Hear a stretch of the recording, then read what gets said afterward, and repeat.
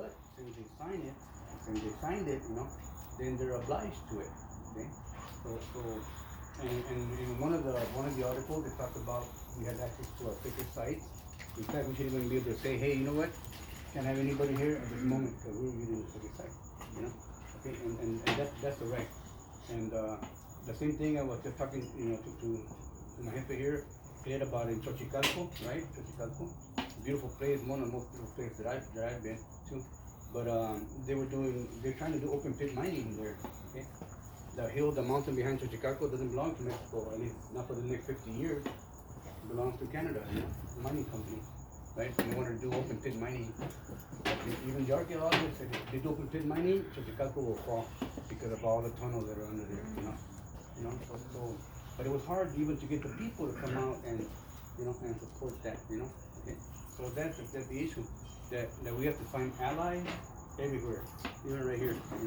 In other words, our allies are everywhere, okay? And that's what we're trying to find, allies. And when I get into the calendar, one of the things that I see and that I've been seeing is it's not an Aztec thing, it's not an Indian thing, it's not a Mexican thing. Okay? It's a human experience. Okay? It's a human experience. For personal transcendence, but with global consequences. In other words, our grandfathers never said, only Montezuma, only Cuauhtemoc, only Pancho Villa, only Mazatzin. They said a human being in his mother's womb will travel in this kind of cycle, until he develops into a human being, and they come upon the earth. And if we say Mother Earth, well, why? Because she gives us food, clothing, and shelter, right? But who does she give food, clothing, and shelter? Everyone was here, In other words, so that might be my brother, it might be my brother, it might be my brother. Okay, and that's the point that we haven't got to that point again.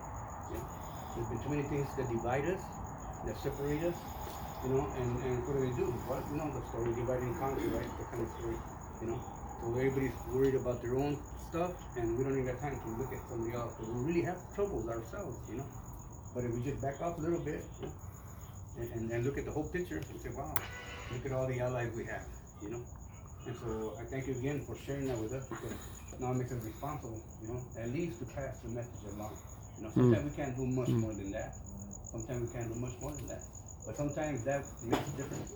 Like you said, phone calls, emails, stuff like that. Even maybe hire somebody to make phone calls and emails, Who knows? But in other words, we got to get the message out. And so I'm very concerned about that. Since I began this work, I have never ever been able to separate it from what's going on around me. Okay? Never. So it's never been just for the fact of so much about something and nothing to talk about. No. It's about how does that affect me. Because what we have here, we have tools. But these are tools that our ancestors left us. Right? And these are tools that I want to give to you, to your child. So you can build your new world. But with these tools that are ancient and have been working forever and ever, And so we've been separated from those things as well, right? Right now, to the sacred sites, and that's so important, but also from our sacred objects, right? So recently, one of my focus has been to try to retrieve the Codex Borgia, as we call it Codex Borgia, We call it Amos, the sacred book, right? It's in the Vatican Library. And so we've been working on that project for quite a while. And we believe we made some push enough to make people move a little bit. So we're talking directly, to people who have direct contact with the Pope at the Vatican. I mean direct contact, like buddies, right? But now he's our buddy too. Okay? Right? Yeah. And he did say, I want to solidify or solidarity with your just cause. Okay? You say that on TV, you better mean it, Right? In other words, so we have allies, But allies are around us all the time. It's almost like a witness.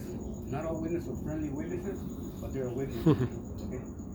Same thing with allies. They're not always the best friendly allies, but they're allies. So we cannot look at anybody like an enemy. There's no enemies. Okay? The enemy is ourselves only.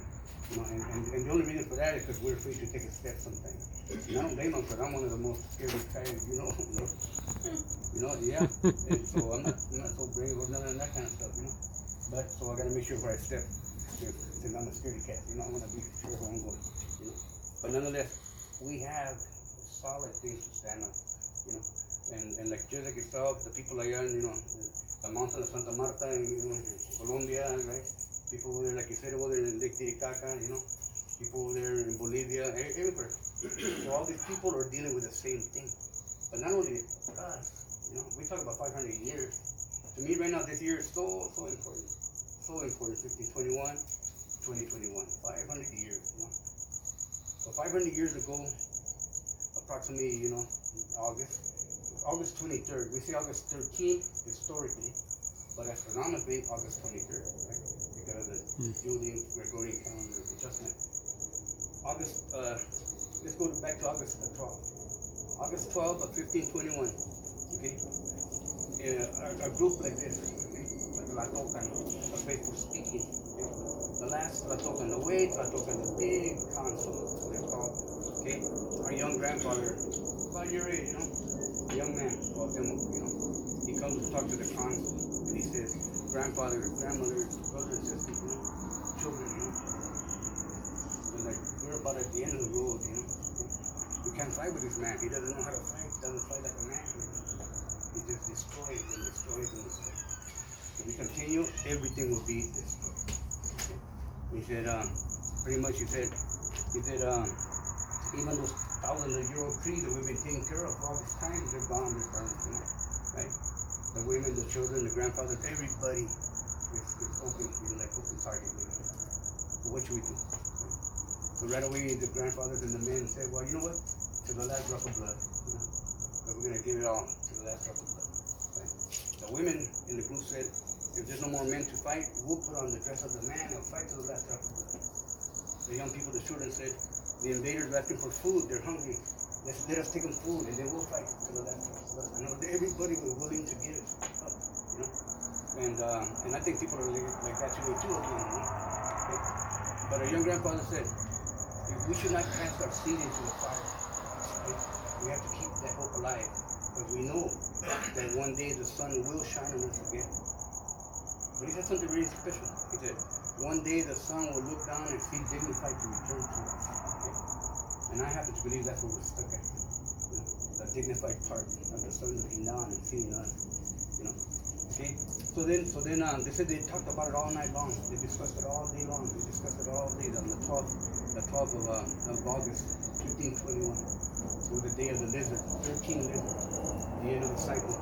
Getting ready to begin the new day in one serpent. That was August the 13th. So they said that all night they discussed it.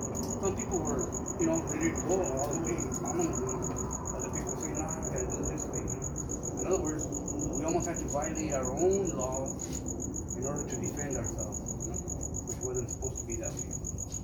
They discussed it the next day, August the 13th, the day of the serpent, the year 3 house. Okay? At the end of the day, they come to conclusion. And they said, okay, the young grandfather, he's right. They call him the young grandfather Cuauhtemoc. He was only 23 years old. Okay? But yet he carried the world on his shoulders at that moment. Okay? And he says, so they ordered him, okay, the council ordered him to go and lay down the weapons. Okay? According to the history, there had already been attempts to do that. From the European side, there had already been attempts to say, hey, let's lay down the weapons. I kind of consider that maybe one of the first broken treaties, unsigned broken treaties. Right? So they decided and they agreed, okay, they sent the grandfather to go lay down the weapons. That's so important, so damn important, okay? Because who can order a king around? Nobody, right? So was he King Cuauhtemoc? No, he was not King Cuauhtemoc. There were no kings, or queens, or princesses, or all that really stuff. Okay? But he was a Tlatoani, he was a spokesperson. So he represented the people, right? Tlatoani, he carried their heart in his heart, so he could make the decisions. So that's so important. So he was sent to go and lay down the weapons. Okay? So and you can tell by their writing in their history, they say we saw him coming. And they were surprised. They saw him coming at them when they're chasing him supposedly, right? So they come up to him, he comes up, they take his weapons from him, and the people that are with him, and they take him before the invader, right? So he stands face to face with Cortez. Okay? And they say that he reached over and grabbed his knife and took it from him. And so for a split second, he had that knife in his hand. I imagine what I would have tried to do with that knife, Okay? But I'm not Cuauhtemoc, Okay? But what did he do? He turned it over, handed it over. Because why? Because he was ordered by the consul to lay down the weapon. And so he didn't have his weapon, they took his weapon, here. Okay. So we laid down the weapon. And he said something to the effect of, our work is done, if you want to kill me, but our work is done. So he had fulfilled his mission. I think that's so important. Because one thing too, Cuauhtemoc, like I said, a young man. So he proved to us that usefulness is not the same as immaturity. Okay? But on the contrary, on the use depends on how far we go. Because if we feed them right, treat them right, that's our leader. And that was so important. So he said that when he said that the Europeans said, no, we don't want to kill you. We know who you are.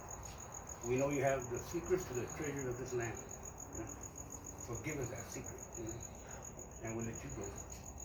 So our young grandfather responded, what treasure do you want? Talk to the sun, who's our father. Talk to the earth, who's our mother. Or talk to your own heart. And they say he jumped back, whoa, Charlie, like, no way, man. He said, we have a disease of the soul that can only be cured with gold. Okay? That was the key right there. So important. Because I think now we all have a disease too. Okay? We've got contaminated by that disease. We have a disease of the soul that can only be cured with gold. And our young grandfather responded, that's that's really unfortunate. But we have a treasure more precious than the metal the sun sweats has got you crazy. But you're not ready to begin to understand. Okay? And like, don't even get in line, You're not ready to begin to understand. And that was the last word he said. Never said another word. That's why we know the story that supposedly he was trying to hide the treasures and they burned his feet, they tortured him, But the story doesn't end there, They didn't kill him that day, or that week, or that year, They took him with them everywhere they went now. Saying we have the king of the Aztecs, right? Or the people, right? They didn't call themselves Aztecs. Right? But nonetheless, they took him for quite a while. And it was years later, because he was totally beaten, the whole thing. And they took him over to now more or less Honduras area. And right there, that's where they killed him. That's where they hang him, right? Upside down, burn his head. Oh, Not only him, there was also a priest that was with them, like there always was. But there's one priest, they asked him to confess, Cuauhtemoc. Confess him, because he wanted to know where the treasure that that's all these guys cared about. The disease of the soul, that guided them, right? And when they asked the priest, what did he say? Well, he didn't say nothing. Hang him too, and they hanged the priest. And some of the post-Hispanic codices, you see Cuauhtemoc hanging, and you see a little priest with a little cross also hanging there, And in a way, that was kind of good, I think. Because of the priest being hanged there, okay, and they were able to later come and grab him and take his body, take his remains, right, and they brought him back to Mexico. It took a couple of years, and then in 1525, from 1521 to 1525, 4 years later, they're building a church already in Scatiopan, They're building a church. Well, who's building a church? Not them, right? Some people building a church. So guess what? They were able to put him underneath the altar of the church. And they put Cuauhtemoc remains underneath the altar of the church. And he stayed there for years, hundreds of years. In 1948, Mexico comes up with a silver piece, 5 pesos. Okay? The number 5 represents Venus. Venus is Quetzalcoatl. And then on the other side, a face of an Indian, quote unquote. Cuauhtemoc is the name right there. So the word comes out, Cuauhtemoc has returned. Cuauhtemoc has returned. Cuauhtemoc has returned. With Quetzalcoatl, And he's over here, he's over here, he's over here, he's over here. The stories come out. Different versions a little bit, but they all talk about the same thing. Cuauhtemoc has returned. 1949, a year later. In Ixcatiopan, Guerrero. A doctor, Dr. Salvador Rodriguez, he says Cuauhtemoc is here in Ixcatiopan. So he was the 12th living letter from back then, 12 generations of people, living letter, and Cuauhtemoc is here.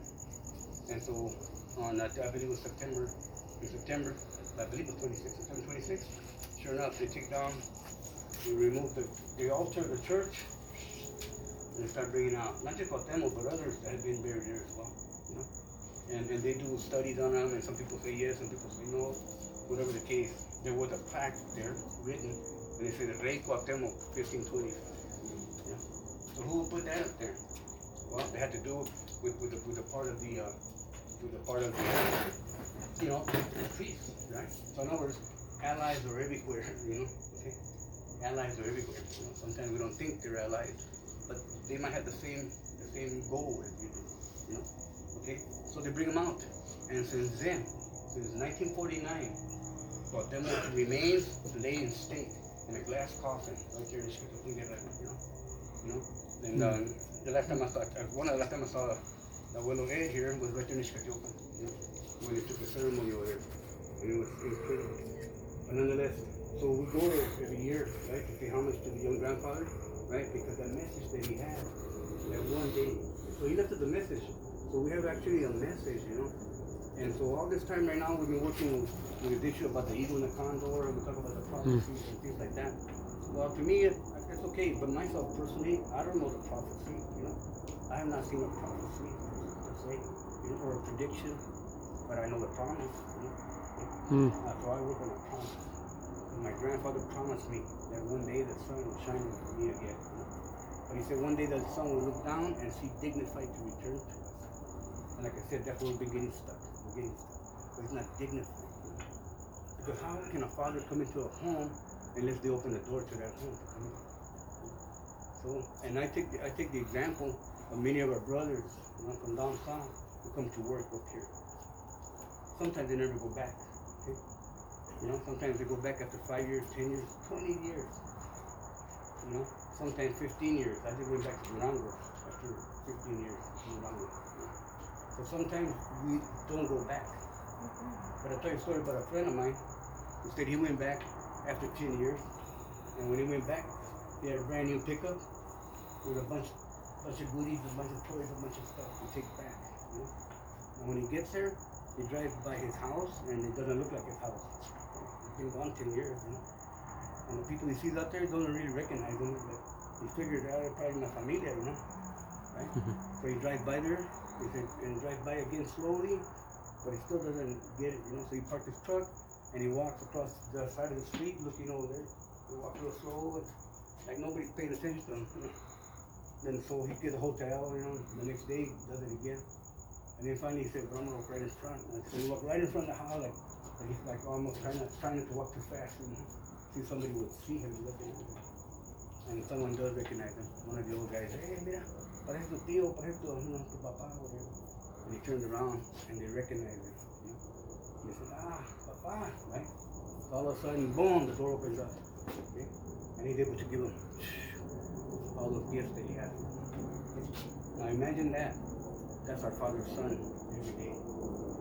Every day he walks by there. We don't recognize him. We look up and we say, what's happening? Good morning. Right? And until we do, until we open up that heart, you know, and let him come in, the son come in to us, recognizing that that's my father's son, and he gives me light and wonder, good father. Not religiously, not a God, not whatever other things, but just like a good father gives light and wonder. Wants me to see where I'm going, wants me to be one. Just like my Mother Earth, she gives me food, clothing, and shelter. Because she wants me to be fed. You know? And our moms will work the fingers to the bone, you know, to make sure you're fed. You know? And your father, no matter how old he is or how old you are, he's going to try to guide you still. Go this way, go that way. You know? Take my coat. You know? In other words, until that happens, then the son will look down and see dignified to return to.